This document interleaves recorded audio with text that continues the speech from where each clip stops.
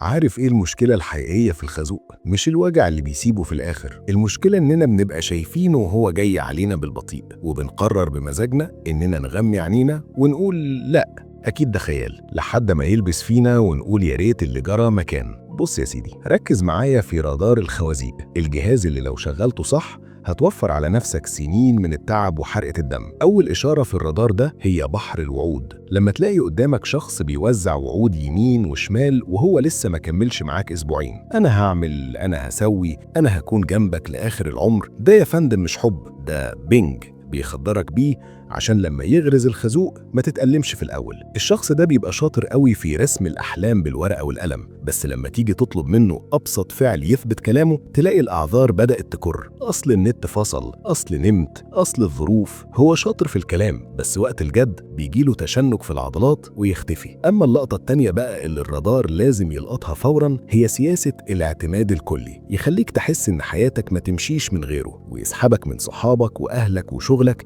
لحد ما تبقى هو النفس اللي بتتلفسه، وتكتشف فجأة إنه كان بيحفر حفرة حواليك عشان لما يقرر يخلع تقع فيها لوحدك. تلاقي كلامه دايما أنا بس اللي بحبك، الباقي دول بيستغلوك، أنا بس اللي فاهمك. الجمل دي هي أول مسمار في نعش راحتك النفسية. هو بيحاول يوقعك في طوب الأرض ويقنعك إن مفيش حد باقي عليك غيره، عشان لما يقرر يخلع تلاقي نفسك ملكش ظهر ومفيش حد جنبك يلحقك. وزود عليهم بقى تفصيلة الغموض المصطنع، تلاقيه شبح في مواعيده، يظهر فجأة بجرعة اهتمام مرعبة تخليك طاير في السماء، ويختفي فجأة بالأيام من غير سبب يخليك بتكلم نفسك. الحركة دي مقصودة عشان يخليك مدمن لوجوده، ويفضل عقلك طول الوقت مشغول بسؤال واحد: هو أنا عملت إيه غلط؟ الحقيقة إنك ما عملتش حاجة، هو بس بيثبت الخازوق في مكانه الصح. عارف إيه اللي بيخلينا نبلع الطعم؟ إننا بنحب نصدق الكذب اللي بيعجبنا، بس صدقني اللي بيبدأ بزيادة بينتهي بقلة أصل كالعادة. لو لقيت حد كلامه أكبر من أفعاله، أو بيظهر ويختفي زي السراب كل ما تحتاجه بجد، أو بيحاول يسيطر على تفاصيل يومك بزيادة كأنه بيتملكك مش بيحبك، ارجع خطوتين لورا. الرادار مش بيخيب، بس احنا اللي ساعات بنحب نلعب استغماية مع الحقيقة ونقنع نفسنا إننا هنغيره، وإن قصتنا احنا بالذات مختلفة. في الآخر الخازوق مش قدر، الخازوق اختيار احنا اللي بنمضي عليه لما بنبطل نشغل عقلنا وبنمشي ورا رغبتنا في إننا نلاقي بطل وهمي لقصتنا. ارفع الرادار بتاعك وخليك ناصح، عشان ما بعد الخازوق أصعب بكتير من لحظة دخوله في حياتك. لو رادارك لقط إشارة من دول النهاردة في حد قريب منك، هتعمل إيه؟ هتصدق الرادار ولا هتستنى؟